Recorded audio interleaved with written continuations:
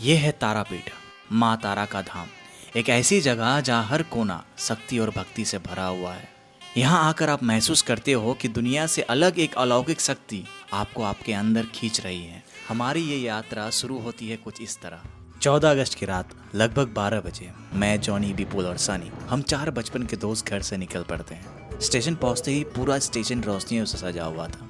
ऐसा लग रहा था कि पूरे शहर को मानो सजा दिया गया हो, क्योंकि अगले ही दिन 15 अगस्त था। ट्रेन आने से पहले हमने रेस्टिंग रूम में थोड़ा आराम किया। तो अभी लगभग 1 बज रहे हैं। अभी हम हैं बीपीआरडी रेलवे स्टेशन में और यहाँ पर विपुल और जॉनी ऑलरेडी आ चुके हैं और ट्रेन आने वाली है लगभग 1 घंटे में। तो अभी हम यहाँ पर विश्राम करेंगे और ये रहा विपुल, जॉनी ऑलरेडी आ चुका है वहाँ पर।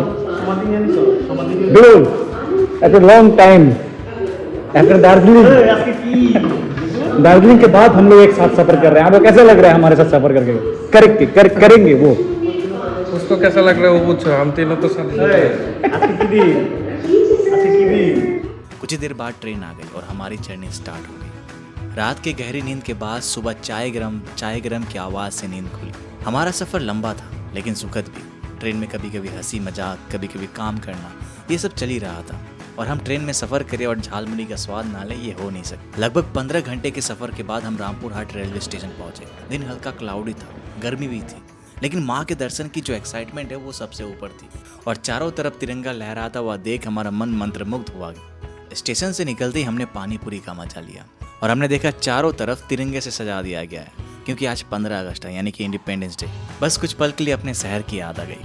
ऑटो पकड़ के हम तारापीठ की ओर रवाना हुए। सिर्फ 20 मिनट की दूरी थी और जैसे हम वहाँ पहुंचे, वहाँ भक्तों का एक विशाल समागम हमें देखने को मिला। हम तारापीठ के मुख्य स्थल के बिल्कुल पास में एक होटल रुद्रिक है, वहाँ ठहरे थे। होटल में हमने थोड़ा आराम किया, फिर शाम को हम निकल गए शमशान की ओर। संध्या के उस समय शमशान का दृश्य एकदम ही अद्भुत था। वो दृश्य जिंदगी भर याद रहेगा। मंदिर के सामने जलते दिए, लोगों की जय माँ तारा की आवाज, घंटियों की गूंज, भजन कीर्तन और शमशान का वो वाइब। वहाँ हमने बामा खेपा के मंदिर और माँ तारा के चरण मंदिर में पूजा की। और जब हम शमशान की ओर बढ़े तो हमने देखा जगह जगह पे यज्ञ हो रहे हैं, साधना में लगे हुए तांत्रिक दिखे। वो माहौल एक अलौकिक ऊर्जा से भरा हुआ था।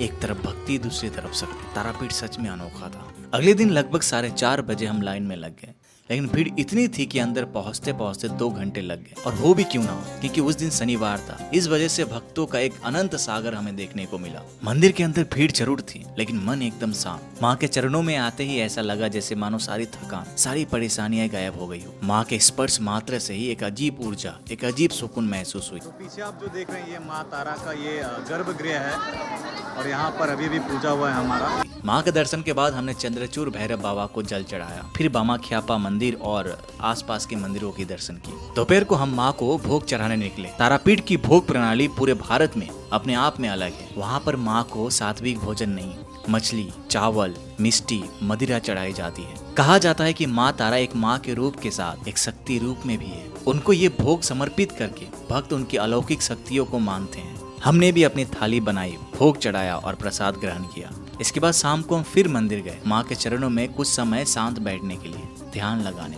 तीसरे दिन हम फिर शमशान गए, लेकिन इस बार दृश्य एकदम अलग था। चारों तरफ पेड़ पौधे, घंटियों की गूंज और भजन, बस एक ऐसी शांति जो शब्द में बयां करना मुश्किल है। तो अभी हम जहाँ खड़े हैं, यहाँ पर आप पीछे देख सकते हैं बाबा ख्यापा का समाधि स्थल है और पीछे माँ तारा का जो चरण है वो उनकी पूजा होती है। यहाँ पर आप पीछे देख सकते हैं।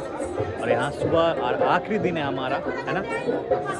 और यहाँ पर शायद बलि दी जाती है और यहाँ पर चारों तरफ पेड़ पौधे आप देख सकते हैं। यहाँ पर लोग बैठे हुए हैं और यहाँ पर भजन कीर्तन हो रहा है। एक परफेक्ट आध्यात्मिक माहौल कह सकते हैं। यहाँ पर पूजा की जा रही है, यहाँ पर कीर्तन हो रहा है और यहाँ पर एक लंबा लाइन और चारों तरफ पेड़ पौधे।